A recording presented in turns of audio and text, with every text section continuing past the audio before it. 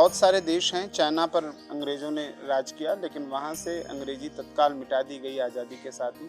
हर काम चाइनीज़ में होता है, जापान में जापानीज़ में होता है, जर्मनी में जर्मन में होता है।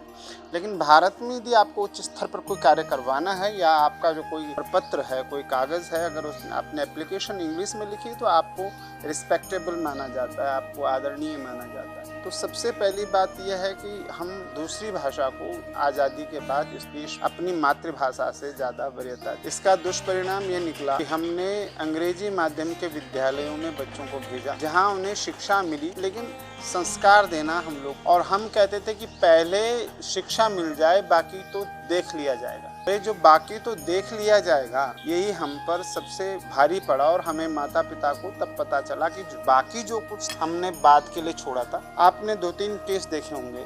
एक केस आपने श्रीमती आशा सहगल का देखा होगा, बॉम्बे का। एक लड़का अपनी माँ से मिलने गया, उसने वहाँ अपनी माँ का कंकाल मिला हुआ। ये मुंबई का था, लड़के ने साल भर से अपनी माँ से बात नहीं करी थी।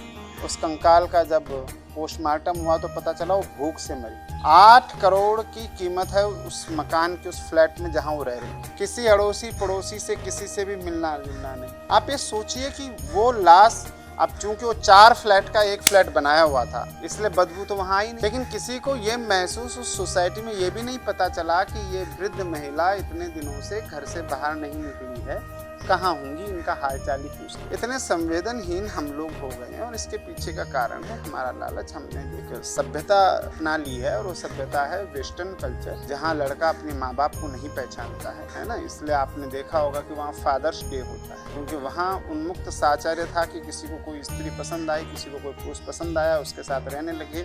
2 साल बाद, 4 साल बाद, 10 साल बाद उससे मन भर गया। उनसे मन भर गया तो उन्होंने जो है उसे छोड़ दिया। तो फिर क्या है, जो बच्चे पैदा हुए वो जगह गए जिसे हम कॉन्वेंट कहते थे। वहाँ एक चर्च होता था, उस चर्च में एक पादरी होता था जिसे सब फादर कहते थे। तब उन्होंने एक दिन मनाया फादर्स डे। कॉन्वेंट के बच्चों को पिता का नाम देने के लिए वो फादर्स डे होता। इसलिए आजकल आप देख रहे हैं एनिवर्सरी है ना, सिल्वर जुबली, ये सब हम लोग मना रहे हैं। ये हमारा कल्चर नहीं है। उन लोगों को आश्चर्य होता था, ओ हम 1 साल तक एक साथ रह गए तो वो एनिवर्सरी मनाते। हमारे यहाँ तो 7 जन्म का कॉन्सेप्ट, ये जो व्यक्ति है या जो महिला, इससे मेरा विवाह पूर्व जन्म में भी हुआ और अगले जन्म में भी होना है। इसलिए हमारे यहाँ षष्ठी पूर्ति कहा जाता है। षष्ठी पूर्ति मतलब जिनके विवाह को 60 वर्ष हो गए, उनका पुनर्विवाह करके उनको लक्ष्मी नारायण का स्वरूप मानते थे कि इनके आशीर्वाद फलीभूत होते हैं। गाँव में जो सबसे बुजुर्ग जोड़ा होता था उसका आशीर्वाद लिया जाता था।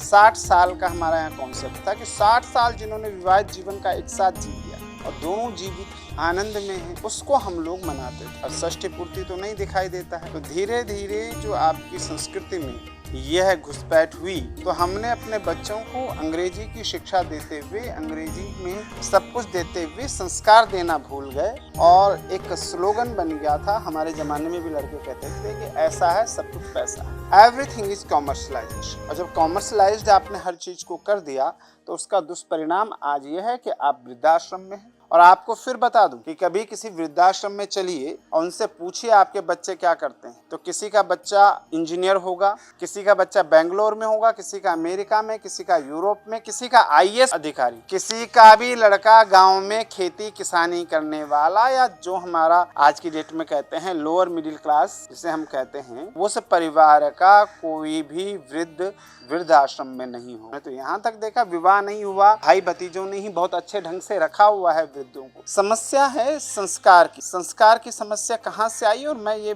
आपको बता रहा हूँ कि हमने आजकल बहुत स्वतंत्रता दी, और हम हर बात का दोष बहू पर देते हैं। भाई बहू ने ऐसा करा, बहू के आने से बेटा बिगड़ा, बहू के आने से हुआ। लेकिन हम बेटी को समझाना भूल, क्योंकि वो बहू है, वो कहीं बहू तो पैदा नहीं हुई, वो तो बेटी पैदा हुई ना। अपनी बेटी को कोई नहीं कहता है कि तू जाकर के सास ससुर की सेवा करना। कोई नहीं कहता कि ससुराल में जाने के बाद कुछ नहीं बदलता है, सिर्फ माँ बाप का चेहरा बदल जाता है, उनके भाव वही होते। समस्या ये है कि जो दामाद है वो तो माता पिता से अलग रहे, और जो पुत्र वधू है वो माता पिता के साथ रहे।